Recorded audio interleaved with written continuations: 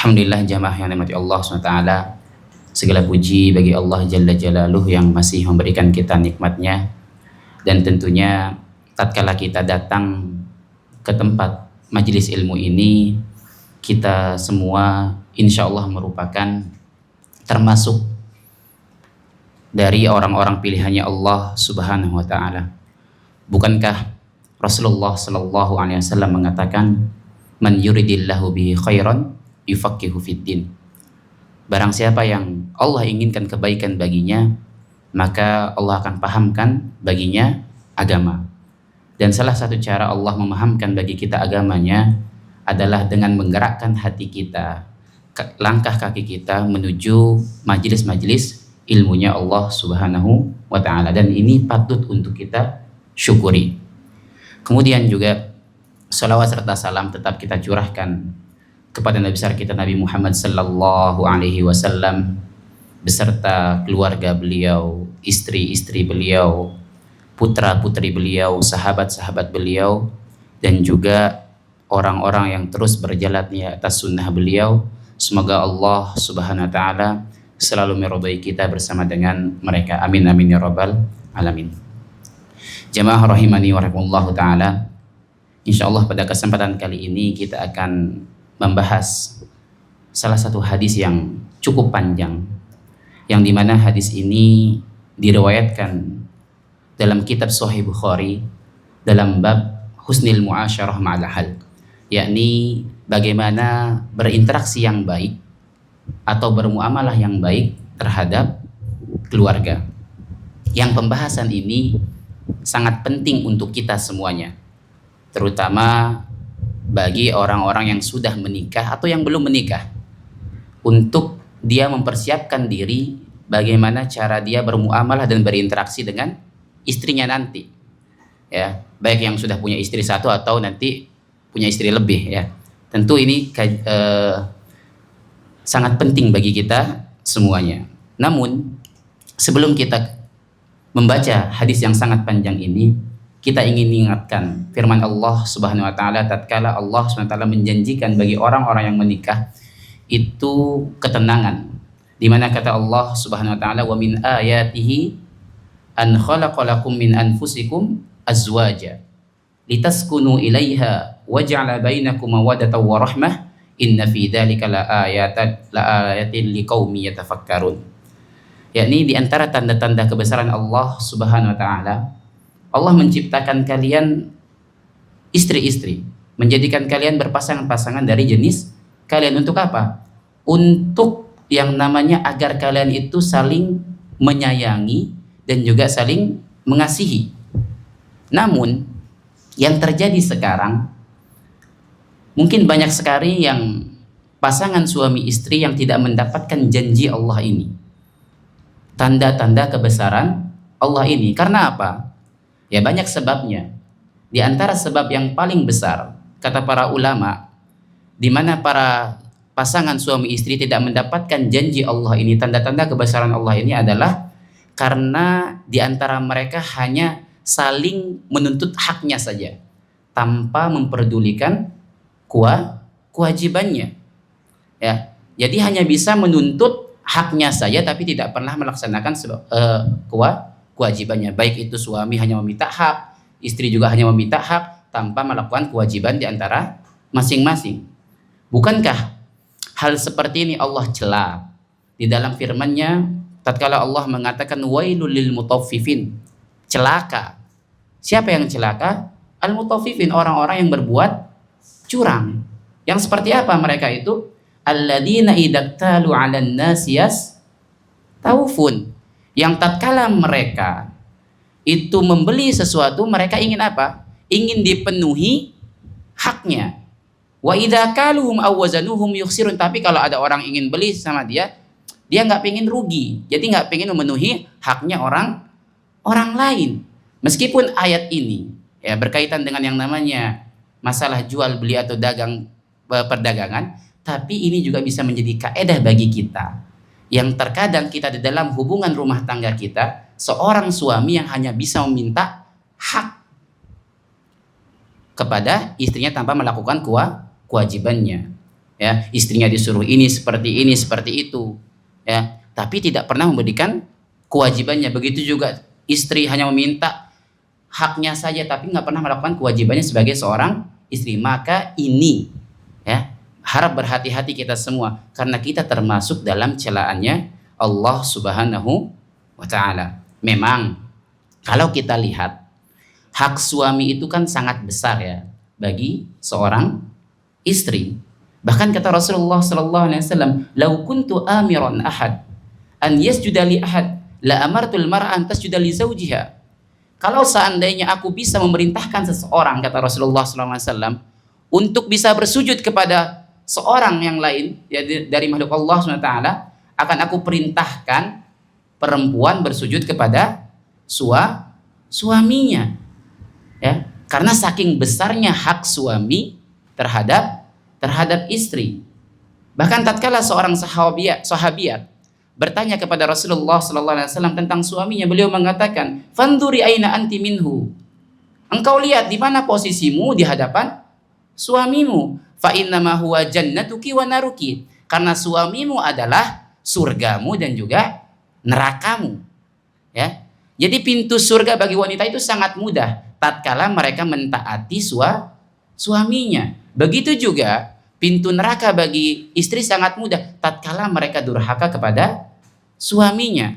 Makanya kalau kita bisa katakan, ya, kalau kita kan pernah mendengar surga itu di telapak kaki ibu kalau untuk anak. Kalau istri mungkin kita bisa katakan surganya di telapak kaki suami, ya. Karena memang fa innahu jannatuki wa naruki. Karena suamimu, kata Rasulullah SAW, adalah pintu surgamu dan juga nerakamu. Maka di sini tentunya ya bagi seorang suami juga jangan hanya bisa menuntut haknya saja tapi tidak pernah melakukan kewajibannya. Jadi tunaikan juga hak-hak istri kita, ya. Bukankah kata Rasulullah sallallahu alaihi wasallam di mana beliau mengatakan khairukum li ahli, sebaik-baik kalian adalah yang paling baik kepada keluarganya. Wa ana khairukum li ahli, kata Rasulullah, dan aku adalah orang yang paling baik terhadap keluargaku. Ya. Jadi kadang memang kita lihat sekarang di realitas sekarang, di zaman sekarang ini banyak yang mungkin di luar rumahnya suami-suami kita itu, ya, baik sekali kepada orang lain. Tapi tatkala dia berinteraksi dengan istrinya di rumah, dengan anaknya, keluar sifat aslinya. Padahal memang yang sebenarnya adalah akhlak terbaik seorang suami itu, akhlak yang terbenar adalah ketika berada di rumahnya. Karena itu bukan akhlak yang munafik, tapi itu akhlak yang jujur. Ya. Makanya kita lihat kalau interaksi dengan kawannya itu sangat baik gitu. Kalau negur anak orang lain dengan kata-kata yang baik, tapi kalau negur anak sendiri kadang dengan kata-kata yang kasar, bahkan terkesan membentak juga. Begitu juga kalau menegur orang lain, menasihati orang lain dengan kata-kata yang lembut, tapi kalau kepada istri sendiri ya kadang ngangkat suara atau bahkan sampai menghina istrinya sendiri, ya. Jadi kita kalau mau dikatakan baik, kita juga harus baik kepada keluarga kita. Ini yang paling pertama. Baik, kita lanjutkan dengan membaca hadis yang sangat panjang ini, yang tadi kita katakan bahwasanya di dalam kitab Sahih Bukhari yang dalam bab husnul muasyarah ma'al ahl, berinteraksi, bagaimana kita berinteraksi yang baik terhadap pasangan kita. Jadi hadis ini diceritakan oleh Aisyah radhiyallahu taala anha, jadi istrinya Nabi Muhammad sallallahu alaihi wasallam. Dan hadis ini dikenal dengan hadis Ummu Zar'. Ya. Karena kenapa hadisnya Ummu Zar'? Karena dia adalah salah satu istri yang paling bersyukur terhadap suami dan juga memuji suaminya. Ya. Jadi di dalam hadis ini disebutkan tentang akhlak-akhlak terpuji, ya, dan juga akhlak-akhlak tercela. Yang dimana kita sebagai suami mungkin nanti, karena ini sebenarnya yang cerita adalah istri-istri, tapi menceritakan tentang suami-suaminya. Jadi untuk kita para bapak-bapak, mungkin kita bisa mengambil faedah, ya, oh ternyata saya nggak seperti yang diceritakan oleh wanita-wanita tadi, ya. Kemudian juga sehingga kalau istri juga mendengarkan hadis ini dia boleh bersyukur, oh ternyata suamiku nggak sampai seperti eh, cerita-cerita yang diceritakan oleh 11 wanita ini, ya. Dan ini Aisyah radhiyallahu taala anha menceritakan kepada Rasulullah sallallahu alaihi wasallam, dan Rasulullah mendengarkan cerita Aisyah ini, padahal panjang banget ceritanya. Tapi Rasulullah diam mendengarkan, baru nanti berkomentar, ya.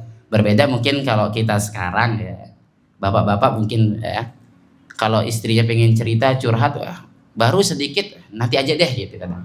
Ya, males dengerin karena sudah mungkin sibuk di luar ataupun apa, ketika pulang istri pengen dengerin apa, pengen cerita aja, kita jadinya udah capek malas dengerin. Tapi lihat Rasulullah SAW bagaimana beliau itu mendengarkan cerita Aisyah yang sangat panjang ini, dan ini harus kita tiru sebagai seorang suami, mendengarkan keluh kisah istri atau cerita curhatan istri, walaupun kadang ya tidak penting-penting banget gitu, ya. Tapi ini adalah salah satu bagaimana kita berbuat baik kepada istri kita. Bukankah Allah mengatakan wa ashiruhunna bil ma'ruf, pergaulilah mereka dengan cara yang baik. Maka kita perlu mencontoh Nabi Muhammad SAW tatkala beliau berinteraksi dengan para istri-istrinya, ya.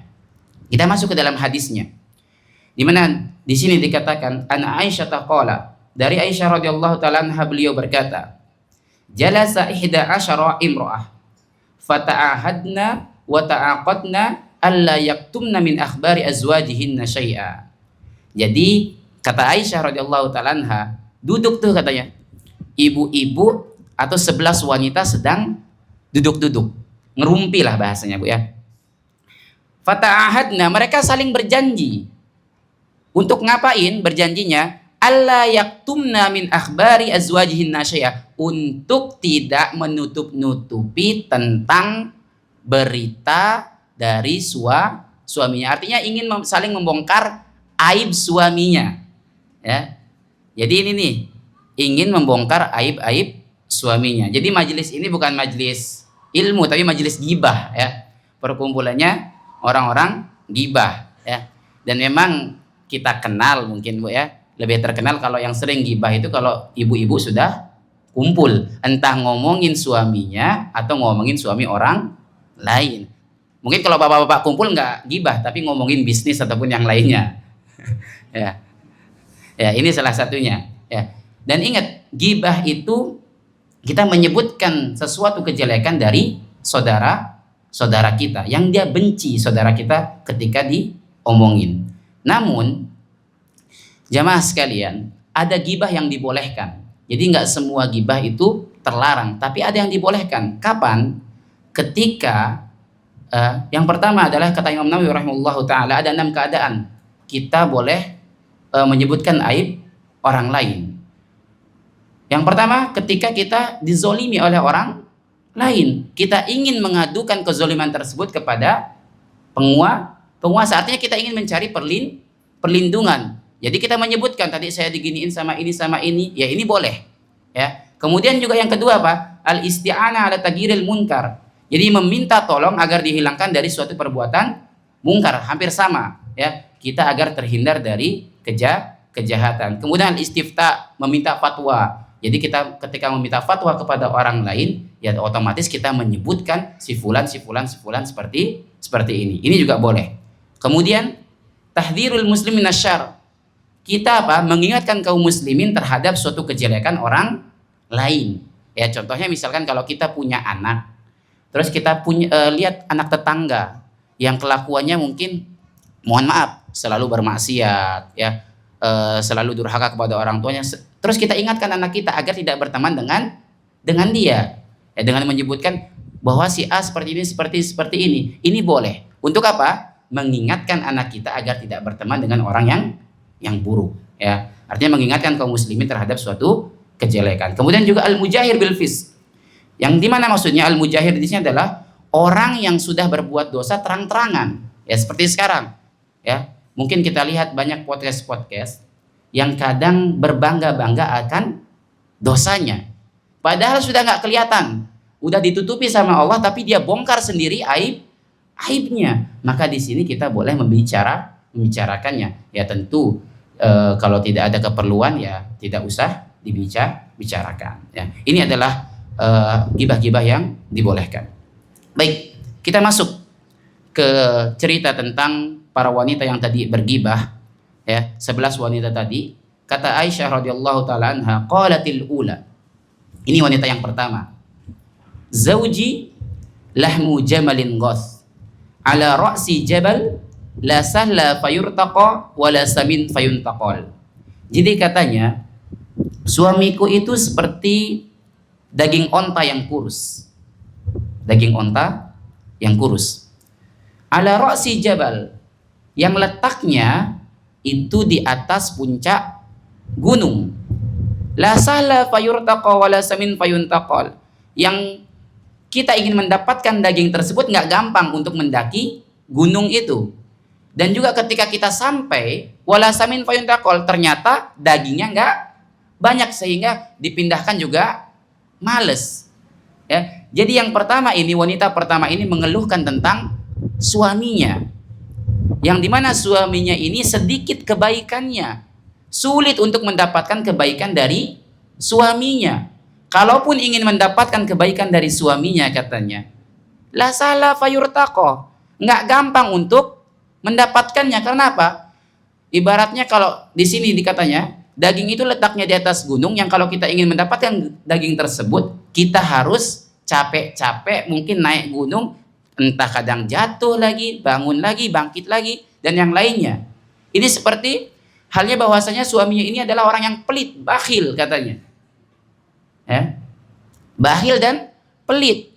Yang dimana mungkin diantara ibu-ibu pernah merasakan, ya, sudah merayu-merayu suaminya berbulan-bulan, seminggu untuk dibeliin ini, ternyata yang dikasih cuman sedikit, nggak banyak. Mintanya mungkin 50 juta, tapi yang dikasih cuma 100.000.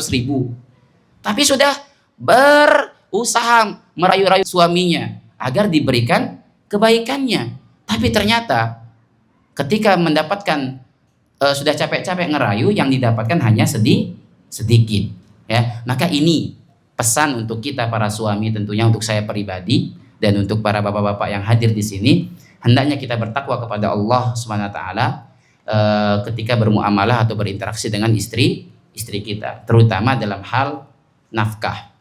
Bukankah Rasulullah sallallahu alaihi wasallam mengatakan, innaka lan tunfiqa nafqatan tabtagi biha wajhullah azza wa jalla illa ujirta biha hatta ma taj'alu fi fami imra'atik. Ya.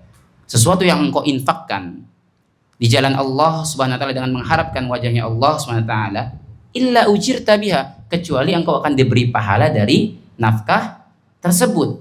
Hatta ma taj'alu fi fami imra'atik, sampai sesuatu yang engkau suapkan ke dalam mulut istrimu.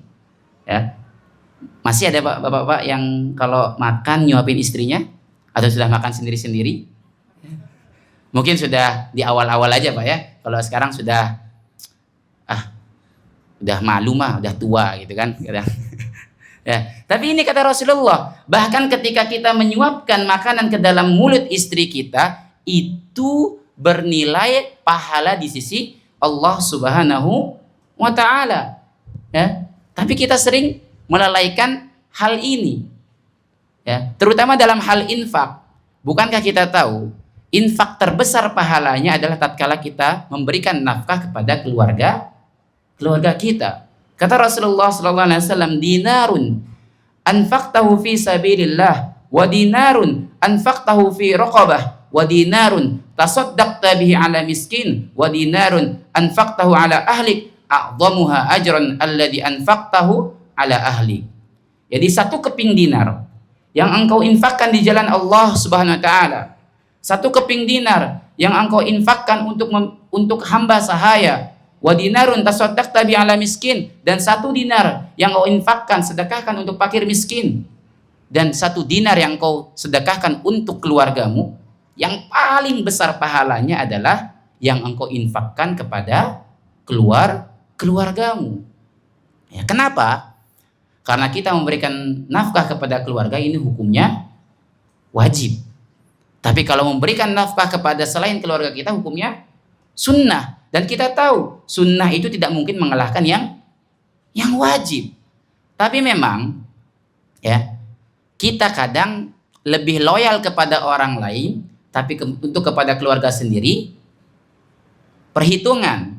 Ya, ngasih orang lain atau neraktir gampang, ngeluarin segini. Tapi kalau untuk istri, buat apa sih? Gitu. Perhitungan kita. Ya, padahal yang seharusnya lebih berhak untuk mendapatkan kebaikan kita siapa? Keluarga kita. Maka kita perlu ingatkan diri kita, untuk para suami dan juga bapak-bapak di sini, ya, untuk ya memberikan kewajibannya dulu kepada keluarganya. Dan kita memberikan sesuai dengan keadaan kita. Liunfik du sa'atin min sa'ati wa man qaddara 'alaihi falyunfik mimma atahullah. Jadi kita memberikan nafkah kepada keluarga kita juga sesuai dengan kondisi kita. Artinya juga istri melihat kondisi suami. Udah mungkin suaminya kerjanya hanya seperti ini dan gajinya seperti ini, jangan menuntut lebih dari apa yang dia kerja dapatkan. Jadi ini juga kita perlu pengertian di antara suami istri. Jadi ini perempuan yang pertama yang mengeluhkan tentang suaminya, bahwasanya suaminya ini adalah seorang yang pelit dan bakhil, yang katanya seperti daging onta yang kurus yang letaknya di atas puncak gunung. Yang kalau kita ingin mendapatkan kebaikan dari suami kita, itu perlu yang namanya rayuan-rayuan atau mungkin usaha yang lebih, mungkin berbulan-bulan atau bertahun-tahun, tapi yang diberikan oleh suaminya juga sedikit nggak banyak. Ya, ini wanita yang pertama. Kemudian qalatis tsaniyah, wanita yang kedua mengatakan, zauji la abuthu khabarah inni akhafu alla adarah in adhkuruhu adhkuru ujarahu wa bujarah. Katanya apa? Suamiku ini, aku nggak ingin menyebarkan tentang kabarnya, beritanya. Inni akhafu alla adara, aku takut kalau aku sudah bercerita tentang suamiku, aku nggak berhenti ngomong tentang suamiku. Artinya apa, Bu? Pak? Artinya suaminya ini penuh dengan aib. Banyak sekali aib-aib yang terdapat di dalam diri suaminya. Sehingga apa? Kalau nanti saya ngomong tentang suami saya, itu nggak berhenti saya ngomongin dia tentang aib-aibnya. Tapi katanya, in adkurhu, kalau aku harus ya ngomong tentang aib suamiku karena tadi sudah berjanji, ya, aku cuma menyebutkan dua saja katanya, ujarahu wa bujarah. Apa ujarah itu? Urat-urat yang kelihatan, wa bujarah itu urat-urat yang tidak kelihatan. Artinya apa? Suaminya ini punya aib double. Ada yang kelihatan dan juga ada yang tidak kelihatan. Kalau yang kelihatan itu artinya masyarakat kampung di rumah tetangganya itu tahu tentang aib suaminya. Kalau yang nggak kelihatan, yang tahu siapa? Istrinya sendiri. Ya. Jadi intinya di sini wanita ini nggak ingin menyebutkan tentang suami ini secara detail, tapi hanya secara global saja. Bahwasanya banyak sekali aib suamiku ini. Tapi aku takut untuk menceritakannya karena nggak bakalan selesai. Ya, ini jadi wanita yang kedua mengeluhkan tentang suaminya juga. Kemudian wanita yang ketiga, zauji al-ashannaq in antik utallaq wa in askut uallaq. Katanya suamiku itu tinggi, tapi tinggi di sini adalah tinggi yang jangkung. Gimana sih kalau tinggi jangkung, Pak? Kelebihan badannya atau kepalanya, Pak ya. In antik utallaq katanya, kalau aku ngomong tentang dia nanti aku diceraikan. Wa in askut uallaq, tapi kalau aku diam nggak ngomong tentang suamiku, aku itu seperti digantung. Jadi wanita ini menceritakan bahwasanya dia hidup dengan suaminya itu merana. Kenapa?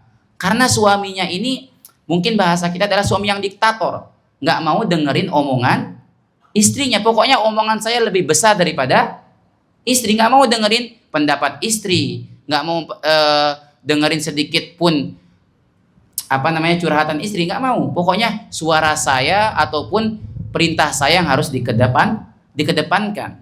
Ya. Ini makanya in anti utallaq katanya. Kalau aku ngomong aku diceraikan. In askut uallaq, tapi kalau aku diam, aku seperti digantung. Jadi seperti punya suami tapi seperti menjanda. Ya, ada suaminya tapi nggak bisa ngapain. Ya, ini juga penting untuk kita para suami. Memang akalnya wanita itu pendek, ya kurang. Bukan saya yang ngomong, tapi Rasulullah Shallallahu Alaihi Wasallam katanya apa? Aku tidak pernah melihat ya seorang yang kurang akalnya daripada wanita. Tapi yang kurang akalnya ini bisa menundukkan lelaki-lelaki yang perkasa. Ya, maka ketika ditanya apa sih yang maksud kurang akal ini? Kurang akal ini maksudnya adalah ya kita lihat persaksian wanita itu 2 orang wanita sama dengan persaksian 1 laki. Dan juga kalau kurang dari agamanya itu katanya adalah ya wanita tidak kadang haid ya sehingga tidak sholat. Ini kurang maksudnya agamanya. Namun untuk kita para suami, cobalah untuk kita mendengarkan pendapat istri kita, karena bisa jadi terkadang ada hal-hal yang kita tidak jeli melihat, istri kita jeli untuk melihat hal tersebut, sehingga kita perlu mendengarkan pendapat istri kita. Bukankah Rasulullah SAW mengajarkan hal ini? Ya, seorang nabi yang sudah tidak diragukan lagi kecerdasannya, tapi beliau tetap mendengarkan istrinya ketika memberikan pendapat. Salah satunya apa? Tatkala perjanjian Hudaybiyah, yang kita tahu, tatkala itu pasukan Muslim hendak berangkat dari Madinah menuju kota Mekah untuk melaksanakan umroh. Dan jaraknya tinggal lagi mungkin 20 km sampai di Hudaybiyah, dicegat oleh orang-orang musyrikin, orang-orang kafir, orang-orang Quraisy. Ya, nggak boleh melakukan umroh. Akhirnya terjadilah perjanjian Hudaybiyah ini, yang dimana perjanjian ini ya tidak menguntungkan, dari segi perjanjian tidak menguntungkan umat Islam.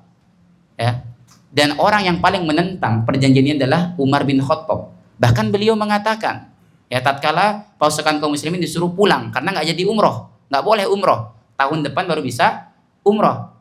Umar langsung menentang, wahai Rasulullah Sallallahu Alaihi Wasallam, bukankah kenapa kita nggak perang saja sama mereka? Kalau kita mati kita masuk surga, kalau dia mati dia masuk neraka.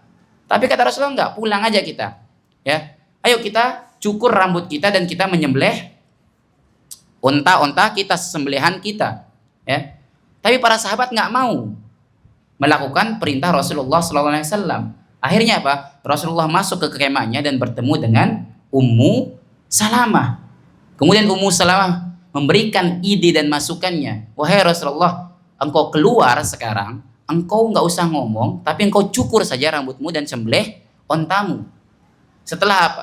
Beliau melakukan apa yang dipinta oleh Ummu Salamah, sehingga apa? Para sahabat mengikuti beliau. Maka di sini kita perlu untuk mendengarkan juga pendapat istri kita, dengan tidak ya, meskipun tadi kita bilang ya kita tahu suami itu adalah seorang pemimpin bagi keluarganya, tapi ada kalanya memang beberapa hal yang kita tidak jeli melihat, tapi istri-istri kita lebih jeli untuk melihat hal tersebut. Maka kita perlu ya untuk juga mendengarkan pendapat istri kita. Ini istri yang ketiga, yang dimana mengeluhkan tentang suaminya.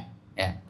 Kemudian yang keempat, qalatir rabi'ah, perempuan yang keempat mengatakan, zauji kalaylit tihamah, la har wala qar wala makhafata wala sa'amah. Jadi katanya suamiku itu seperti malamnya tihamah. Jadi malamnya tihamah ini malam yang sejuk. Ya. Kalau siang panas, tapi kalau malam sejuk. Ya, lahar wala qor, enggak panas dan juga enggak dingin. Wala makhafata wala sa'amah, enggak menakutkan dan juga tidak membosankan. Artinya suaminya biasa-biasa aja. Ya. Karena memang kan kadang ada suami yang temperamen, Bu ya. Suka marah, sedikit melihat kesalahan langsung marah-marah. Tapi enggak, ini kata wanita ini, ya suamiku enggak seperti wanita 1, wanita 2, wanita 3 enggak lah. Tapi ya biasa-biasa aja, enggak menakutkan juga tidak membosankan, terutama juga enggak gampang marah, ya, enggak cuek juga. Ya, karena memang tadi kita katakan bahwasanya ada yang suami yang gampang temperamen, gampang marah. Ya. Maka kita di sini perlu mencontoh juga Rasulullah Sallallahu Alaihi Wasallam bagaimana beliau ya ketika berinteraksi dengan para istrinya. Dan kita lihat istri Nabi bukan cuma satu, bukan 4 lagi, tapi 9 istri Nabi. Tapi beliau tatkala mendapatkan kesalahan dari istrinya, beliau nggak gampang untuk meninggikan suaranya atau membentak istrinya. Disebutkan di sini, tatkala Rasulullah Sallallahu Alaihi Wasallam itu sedang berkumpul dengan para sahabatnya di rumahnya salah satu istrinya Aisyah radhiyallahu taala anha.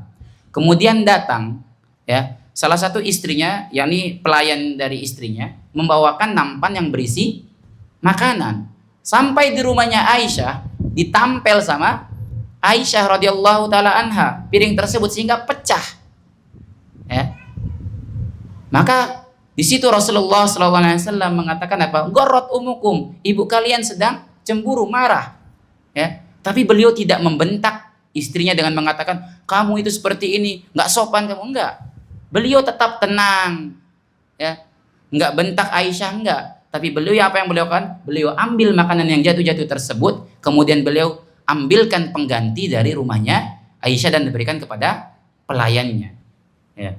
Jadi ini yang perlu kita juga sebagai seorang suami di sini, agar ketika mungkin istri melakukan kesalahan, ya kita nggak gampang untuk memarahi istri kita. Kita berusaha untuk memaklumi kesalahan atau kekurangan dari istri kita, karena yang namanya istri itu kan memang wanita itu tercipta dari tulang yang bengkok, yang kalau kita paksa ya patah. Jadi perlu yang namanya memang terus diingatkan, karena memang nggak bisa bakalan lurus selurus-lurusnya. Karena dia bakalan tetap bengkok dan bengkok. Ya, ini wanita yang keempat yang mengeluhkan tentang, bukan mengeluhkan, lebih ke biasa-biasa aja. Ya. Wanita yang kelima, qalatil khamisah, zauji in dakhala fahid, wa in kharaja asid, wa la yas'al amma ahid. Katanya, suamiku itu seperti macan. Ya.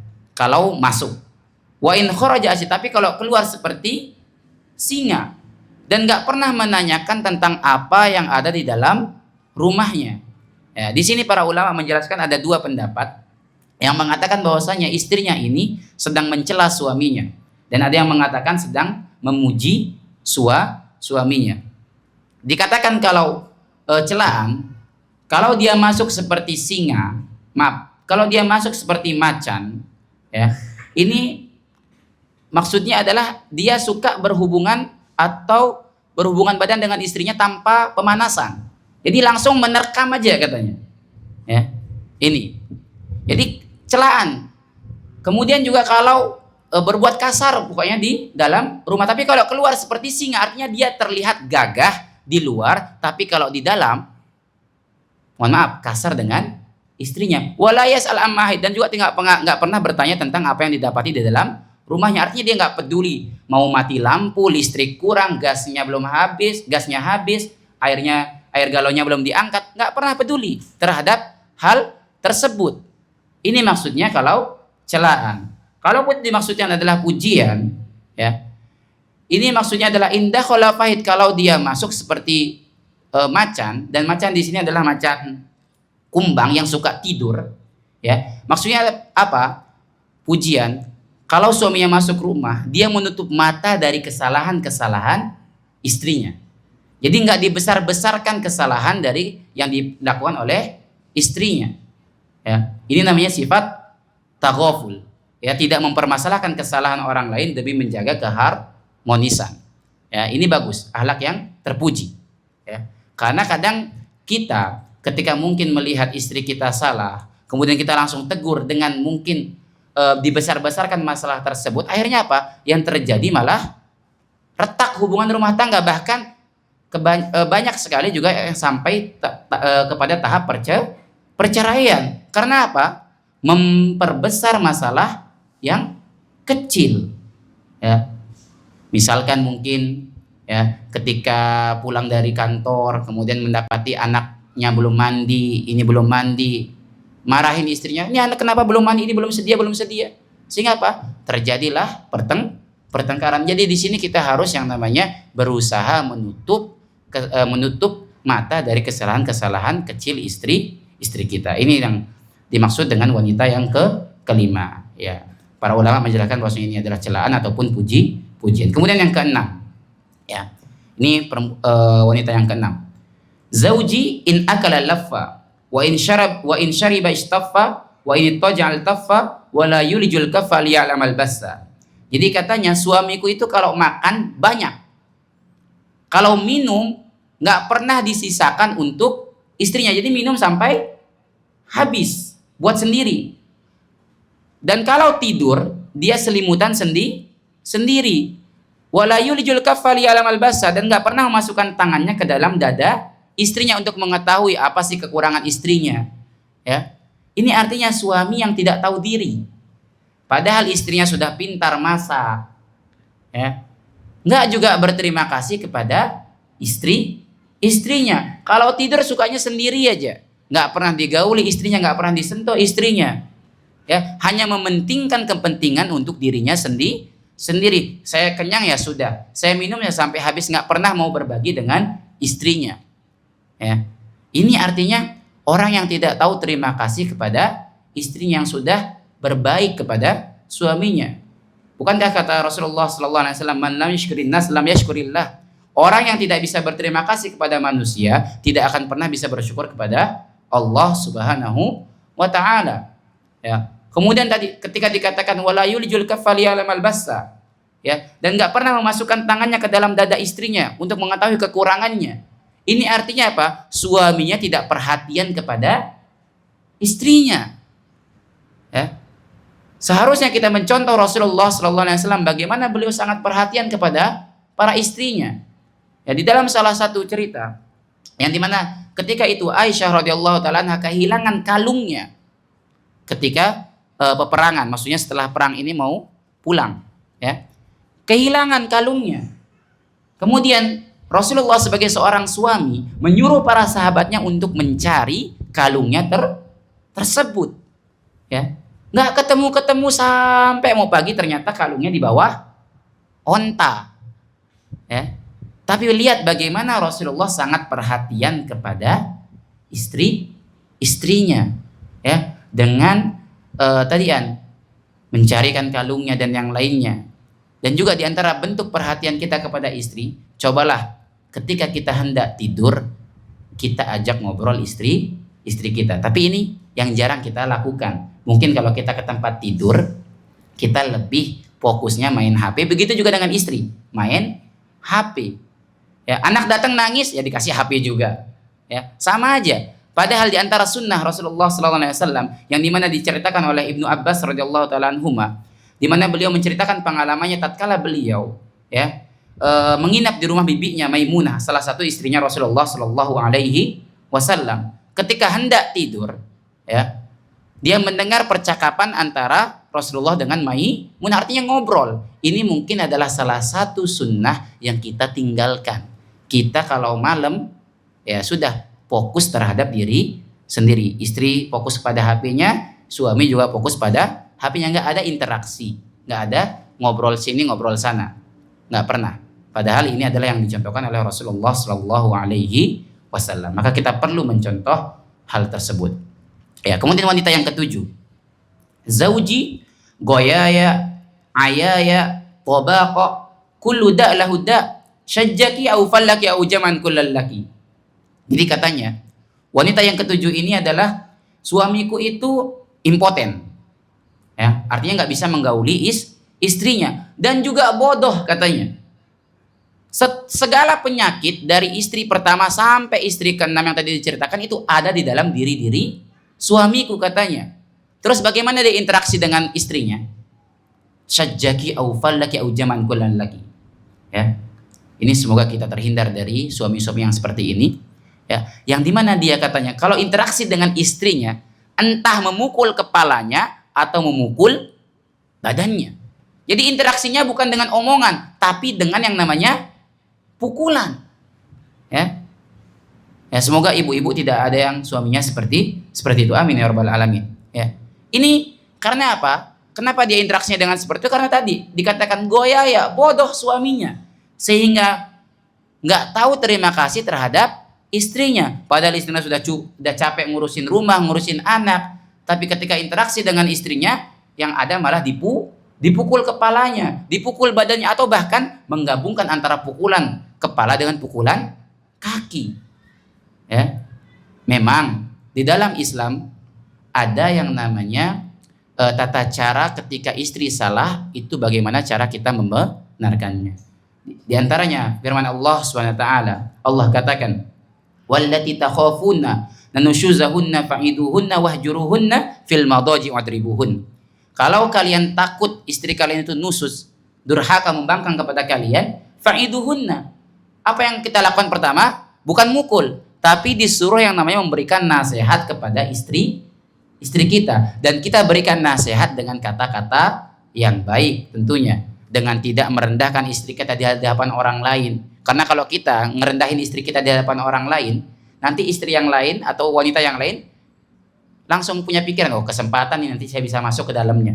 Ya, maka kita di sini perlu ketika kita menasihati istri kita itu lihat-lihat kondisi juga, dengan waktu dan juga tempat yang baik. Ya. Kemudian juga setelah nggak bisa dikasih tahu, mungkin dengan omongan masih belum sadar, apa yang harus kita lakukan? Wahjuruhunna. Kita disuruh menghajar dia, bukan menghajar Pak ya, tapi disuruh menghajar apa? Ya mungkin bahasanya pisah ranjang. Mungkin kalau kita pertama makan berdua, ya kita makan sendiri. Biasanya kalau kita pamitan mau berangkat kerja nyium istri, kita nggak nyium istri lagi. Ini namanya menghajar. Kita kayak mendiamkan istri kita. Ya. Kalau itu juga nggak bisa menasihati istri kita, lebih baik lagi, maka dengan cara yang ketiga, wadribuhunna, barulah kita boleh pukul istri kita. Tetapi pukulan ini bukan di kepala. Ya. Di sini dikatakan darban ghairu mubarrih, pukulan yang tidak menimbulkan bekas luka. Ya. Jadi jangan disamakan kita memukul samsak dengan memukul istri kita. Apalagi sampai mungkin mental gitu ya, atau berdarah. Ini kan sudah melewati batasan yang telah Allah syariatkan. Maka di sini ini adalah cara-cara untuk memperbaiki istri kita. Di antaranya salah satunya adalah dengan menasehati, kemudian menghajar, dan kemudian baru memukul. Dan memukul ini pun tidak boleh di bagian kepala ya. Dan memukulnya ini untuk mendidik, bukan balas dendam. Oh, mumpung dibolehin sama agama untuk memukul, ya sudah saya pukul dia. Tapi mukulnya untuk balas dendam, bukan untuk mendidik atau niatnya agar dia berubah. Ini salah juga. Ya. Ini yang harus kita lakukan, bagaimana tata cara kita ketika kita ingin memperbaiki istri-istri kita ketika berbuat salah. Ya. Jadi ini perempuan yang ketujuh merana banget. Ya. Karena apa? Sudah impoten, bodoh, ternyata interaksinya hanya bisanya mukul kepala dengan juga mukul badan. Ya. Semoga Allah jauhkan kita, ya, terutama untuk suami dari sifat ini, dan juga para istri dari suami-suami yang seperti ini. Baik. Wanita yang ke-8. Qalat is-saminah, zauji al-massu massu arnab warihu rihu zarnab. Katanya suamiku itu sentuhannya seperti sentuhan kelinci. Warihu rihu zarnab. Maaf. Dan aromanya seperti aroma pohon zarnab, bunga zarnab katanya. Artinya istrinya ini bukan menghina, bukan mencela suaminya, tapi memuji suaminya dengan pujian yang sangat ringkas. Yang dimana katanya suamiku itu sentuhannya seperti sentuhan kelinci, ya. Dan kita tahu kelinci itu kan lembut, ya. Artinya mungkin suaminya ini adalah orang yang lembut tatkala berinteraksi dengan istrinya. Dielus mungkin kepalanya kalau interaksi, bukan dengan pukulan, ya. Kemudian juga dia mengatakan bahwasanya suami ini sangat memperhatikan dari yang namanya penampilan tubuhnya, ya. Warihu rihu zarnab, dan juga aromanya sangat harum, ya. Sehingga di sini kita perlu sebagai seorang suami untuk memperhatikan penampilan kita di hadapan istri kita. Begitu juga dengan istri, harus yang namanya berusaha menampilkan penampilan yang terbaik di hadapan suami, karena ini adalah salah satu kita untuk menundukkan pandangan suami kita dari wanita di luar sana. Ya, bukankah di antara hikmah dari menikah itu apa? Untuk menundukkan pandangan, ya, dan juga menjaga kemaluan. Maka di sini kita juga sebagai istri harus pintar-pintar bagaimana kita memperhatikan yang namanya tubuh kita dan juga penampilan kita agar suami itu betah di rumahnya. Nggak sedikit-sedikit pengen keluar aja. Karena apa? Melihat istrinya gitu lagi. Ya. Tapi di sini juga perlu suami juga memodali istrinya, nggak cuma bisa nuntut aja. Pengen istrinya cantik tapi nggak dikasih beli skincare gitu kan ya. Atau pengen istrinya tampil dengan baju yang mungkin bagus tapi nggak pernah dikasih check out Shopee kan gitu. Ya. Ini sehingga jangan hanya meminta hak tapi juga kita berikan kewajiban. Nah, di sini juga penting untuk suami terutama yang mungkin masih sering merokok. Ya, ini harus kita perhatikan. Ya, ketika kita pulang hendak mencium istri kita, ternyata yang dicium sama istri kita bukan mulut suami tapi asbak yang dicium.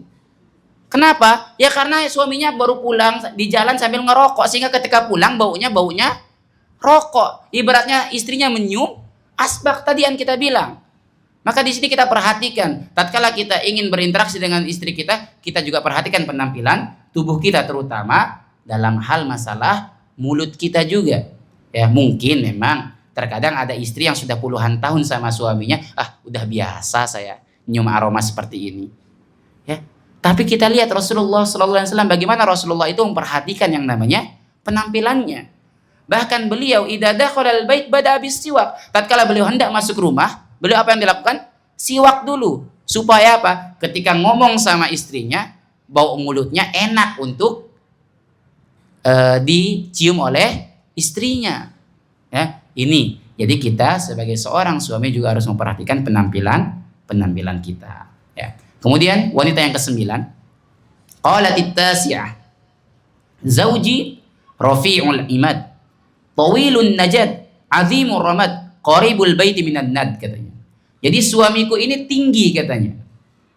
Tiangnya tinggi artinya rumahnya besar. Ya, mungkin kalau kita lihat memang kalau di kampung-kampung yang rumahnya besar berarti orang kaya. Ya, apalagi kalau rumahnya udah bertingkat-tingkat itu. Itu biasa jadi patokan, oh ini orang kaya nih. Saya kalau datang ke sana bisalah minta sesuatu ataupun sesuatu. Tawilun najat katanya. Dan juga sarungnya panjang artinya gagah suaminya ini. Azimur rahmat, banyak abunya.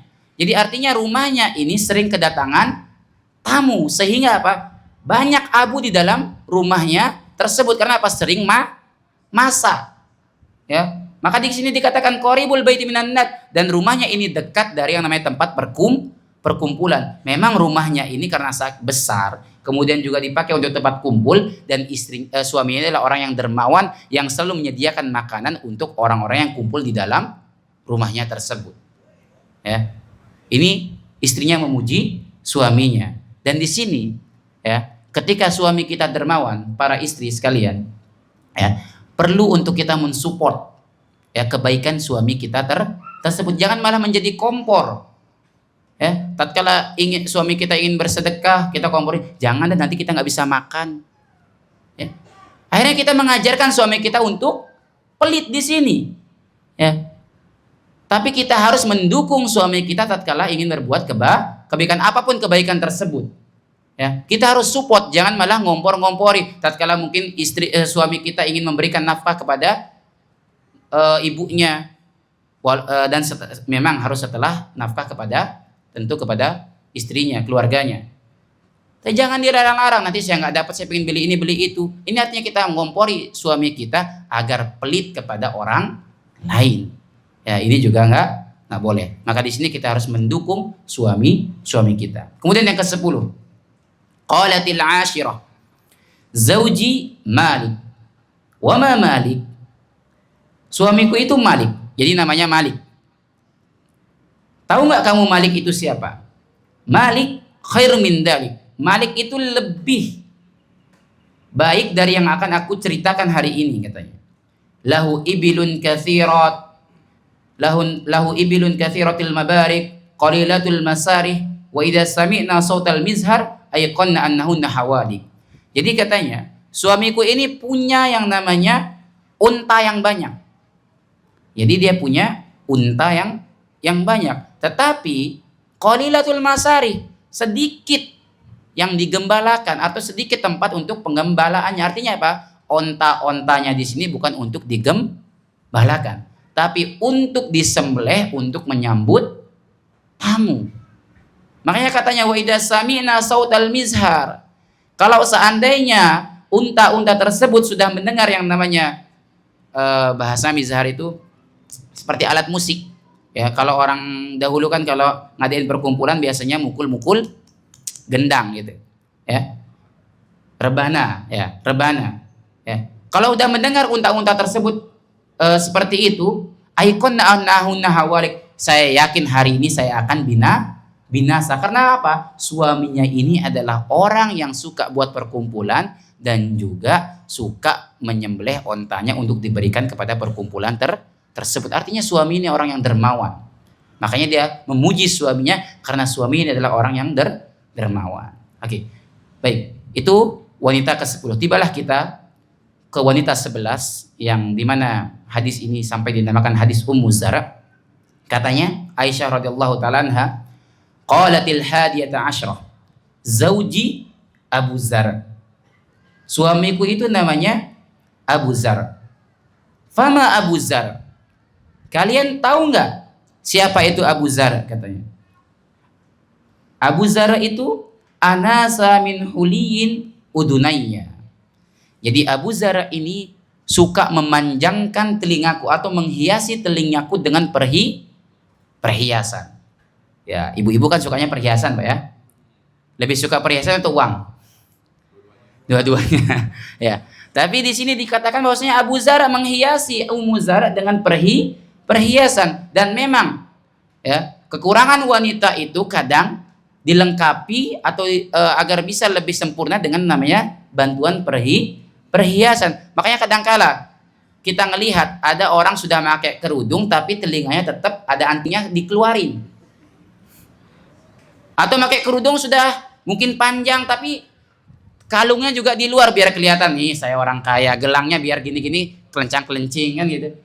Sengaja jalan ada perhiasan di tanahnya diangkat ininya dikit atau dikeras-kerasin jalannya biar kedengeran suara gemerincingnya. Karena memang wanita itu suka perhiasan. Makanya Abu Zar ya memberikan Ummu Zar itu banyak perhiasan.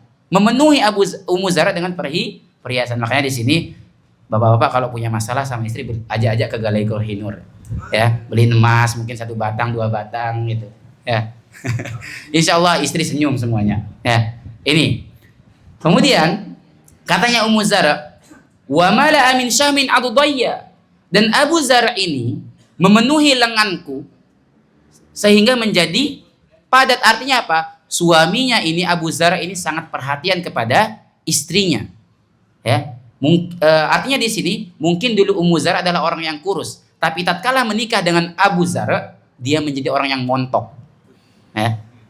Apa gemoy Pak? Ya. Ini karena apa? Abu Zar sangat memperhatikan yang namanya tubuhnya siapa? Ummu Zar ya. Ini jadinya kalau nanti punya bapak-bapak di sini kalau ngasih makan ke istrinya kasih makan yang bergizi-gizi ya, biar montok juga kan gitu Pak.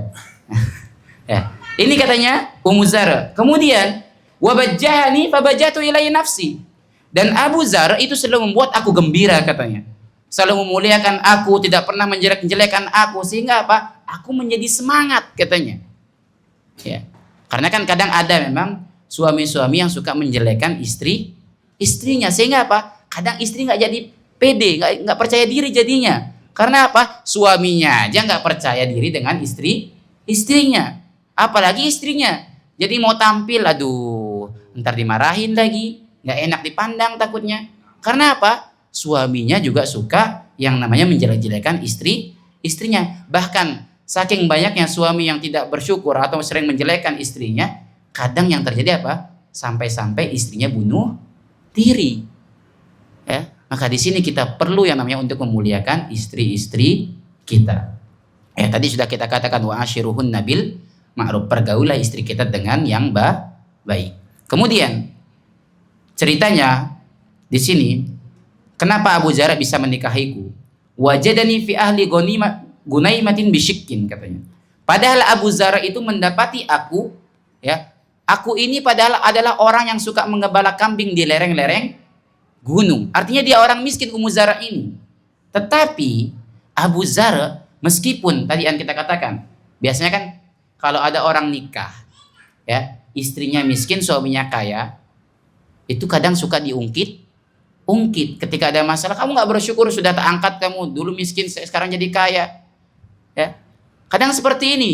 Tapi Abu Zar nggak pernah dia ngomongin seperti itu. Faja'alani fi ahli sahilin wa atitin wa da'isin wa munak, katanya. Bahkan Abu Zar menjadikan aku adalah orang yang kaya, yang dimana di zaman itu dia menjadikan aku orang yang sudah punya kuda, kemudian punya penggiling gandum, ya. Ini bagaimana Abu Zar mengangkat dia, Ummu Zar ini, dari lereng-lereng gunung yang miskin itu menjadi orang kaya dan dimuliakan, dan tidak pernah sama sekali merendahkan Ummu Zar. Fa indahu aqul fala uqabbah. Aku di sisi Abu Zar, katanya, kalau aku ngomong nggak mungkin ada orang yang bisa mencelaku. Artinya apa? Kemuliaan suaminya adalah kemuliaan istrinya. Ya, mungkin sering kita lihat kalau di kampung-kampung, kalau ada suaminya mungkin kepala desa, sehingga apa? Istrinya juga dihormati sebagai istri dari kepala desa. Jadi ini di sisinya Abu Zar, Ummu Zar itu orang yang muliakan. Wa arkud fa atasabbah wa asyraf fa ataqammah. Dan aku kalau sudah tidur itu sampai subuh. Ya. Ini artinya sudah ada pembantu yang mengurusi urusan rumah tangganya, yang ngepel, yang masak, yang ini sudah ada, sehingga apa? Dia tidur ya sudah sampai subuh, nggak ada yang berani ngebangunin. Jadi diratukan sekali Ummu Zar oleh Abu Zar. Dan aku minum sampai aku kenyang, ya. Artinya dia tidur, tinggal tidur, makan tinggal makan, nggak perlu nyuci, nggak perlu ini.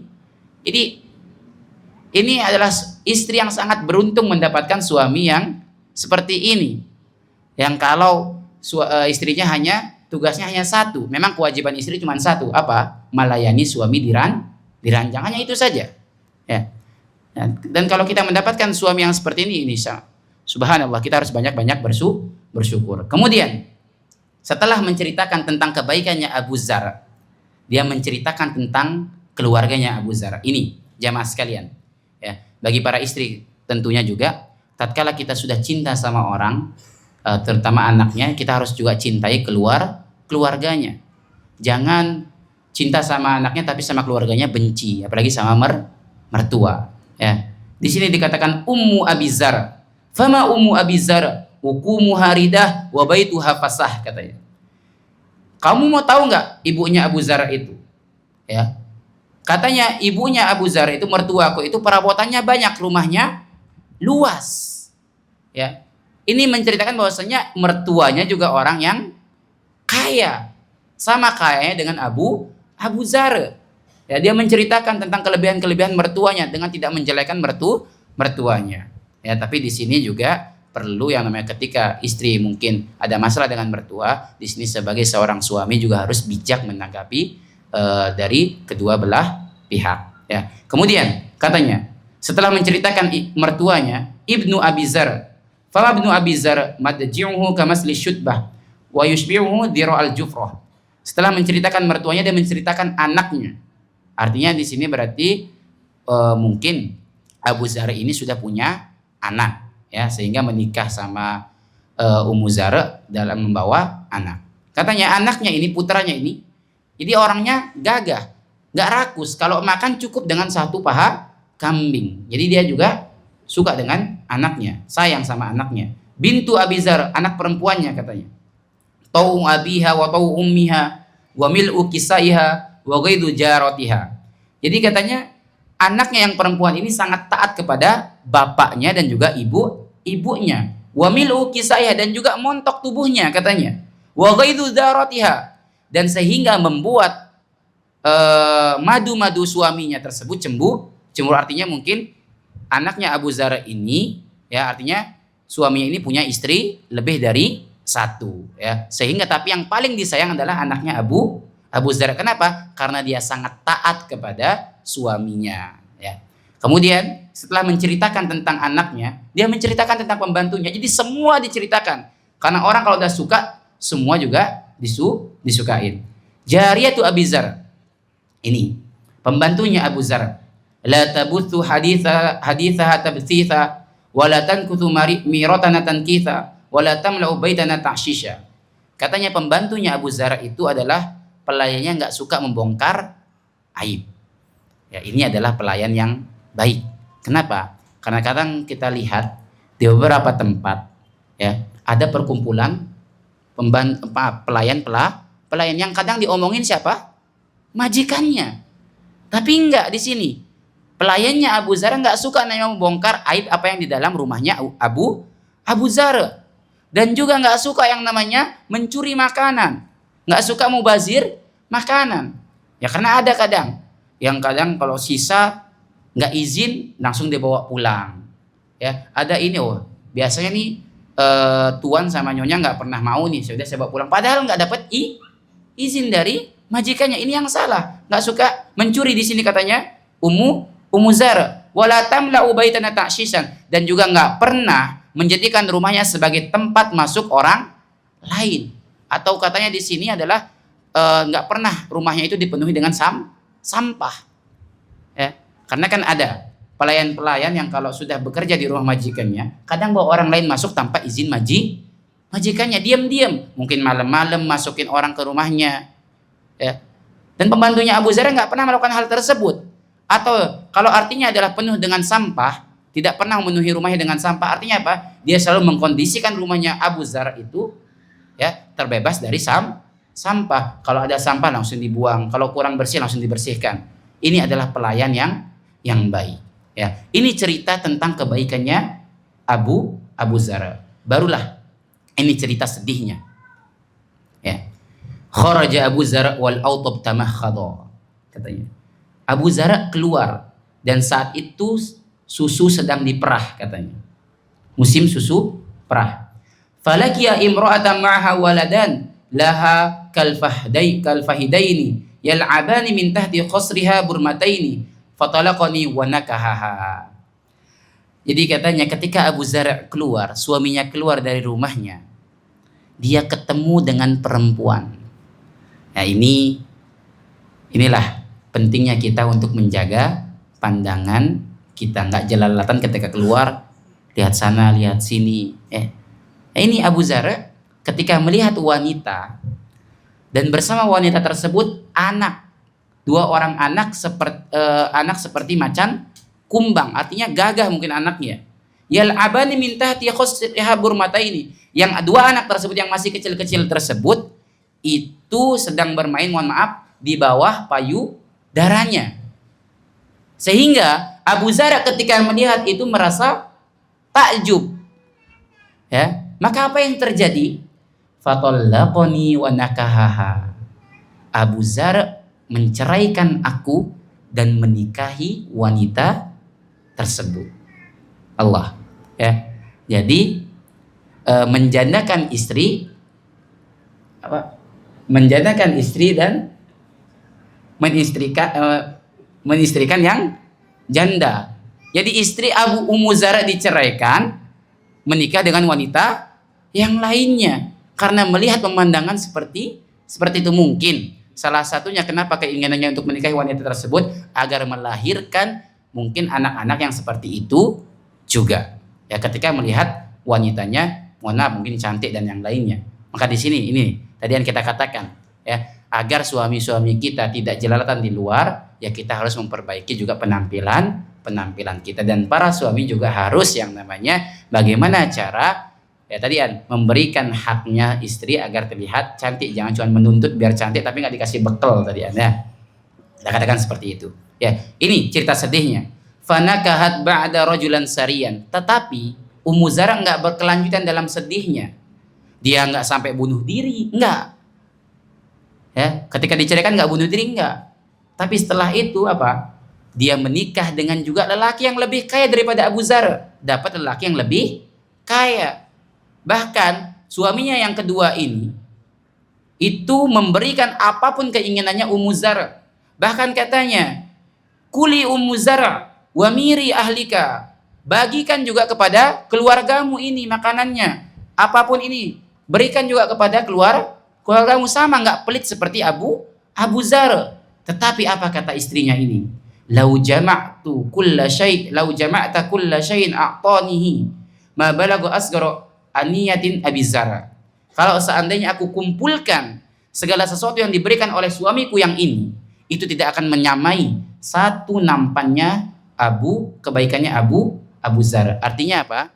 Di sini Ummu Zara tidak melupakan yang namanya kebaikan dari Abu Zar, dan memang ini adalah salah satu syariat Allah Subhanahu wa taala, di mana Allah mengatakan wala tansawul fadla bainakum. Jangan sampai kalian itu melupakan jasa orang lain. Ya, karena kebanyakan kita di negara kita mungkin itu ketika mereka cerai, pasangan suami istri cerai, itu saling membongkar aibnya. Apalagi kalau sudah nikah sama orang lain. Oh, kamu lebih baik daripada suamiku, suamiku nggak kayak gitu deh kayaknya. Begitu juga dengan suami ketika menikahi istri yang lain, sama dijelek-jelekan istri yang lama. Padahal tadi kata Allah wala tansawul fadla bainakum, jangan sampai kita melupakan jasa orang lain, walaupun istri kita itu hanya sarana untuk melahirkan anak kita, tetap kita nggak boleh melupakan jasanya itu. Ya, di sini lihat Ummu Zara tidak melupakan yang namanya kebaikannya Abu Zar walaupun sudah diceraikan. Makanya ada sebuah syair yang dikatakan nakil fuadaka haitsu syi'ta minal hawa mal hubbu ilal habibil awwal. Pindahkanlah hatimu kepada siapa saja yang kau sukai, akan tetapi cinta yang sesungguhnya adalah cinta yang pertama. Kam minal manzil fil ardi ya'lifuhul fata wa haniduhu abana li awwali manzil. Berapa banyak sih pemuda yang disinggahi tempatnya, akan tetapi tetap kerinduannya pertama hanya kepada tempat yang pertama. Artinya Ummu Zara karena cinta pertamanya adalah Abu Zar, sehingga dia tidak bisa melupakan kebaikannya Abu Zar. Kemudian barulah terakhir Rasulullah SAW berkomentar setelah Aisyah cerita yang panjang sekali, baru Rasulullah mengatakan kuntu laki ka Abi Zar li Ummi Zar. Wahai Aisyah, sesungguhnya aku itu seperti Abu Zar untuk Ummu Zar. Cuman bedanya aku tidak menceraikan kamu. Tapi kata Aisyah, apa katanya? Enggak, wahai Rasulullah, bahkan engkau lebih baik daripada Abu Zar. Ya. Jadi inilah kisah tipe-tipe 11 suami yang mungkin semoga kita bukan termasuk dari yang nomor 1 sampai nomor 7. Semoga kita termasuk orang-orang yang tipenya nomor 11 tapi nggak menceraikan istrinya juga, Pak ya. Ya. Jadi ini memang kajian yang sangat penting untuk kita para suami tentunya, agar kita lebih bisa bersikap bagaimana interaksi yang baik kepada istri kita, dan juga ini kajian yang penting untuk para ummahat semuanya, agar lebih bersyukur lagi. Oh, ternyata suami saya nggak seperti nomor 1, nomor 2, nomor 3, masih adalah kebaikan dari suami saya. Dengan kita menerapkan kaidah wala tansawul fadla bainakum, jangan sampai kita melupakan jasa di antara kebaikan orang lain. Cukup, Sir? Mungkin ada pertanyaan. Jadi ada pertanyaan ini, bagaimana dengan istri yang suka membandingkan suaminya dengan mantannya dulu? Ya, tadi sudah kita katakan bahwasanya di antara kaidah Allah Subhanahu wa taala yang Allah katakan dalam firman-Nya wala tansawul fadla bainakum, jangan sampai kita melupakan jasa-jasa kebaikan orang lain, ya. Karena tadi kebanyakan kita ketika kita pisah dengan mungkin suami kita, ketika mungkin kita melihat suami yang sekarang itu lebih baik daripada suami yang dulu, tapi kita melupakan kebaikan-kebaikan yang pernah dilakukan suami kita yang lama. Makanya kata Rasulullah SAW, di antara kebanyakan wanita itu masuk neraka. Kenapa? Karena mereka sering yang namanya kufur kepada suaminya. Bagaimana kufurnya?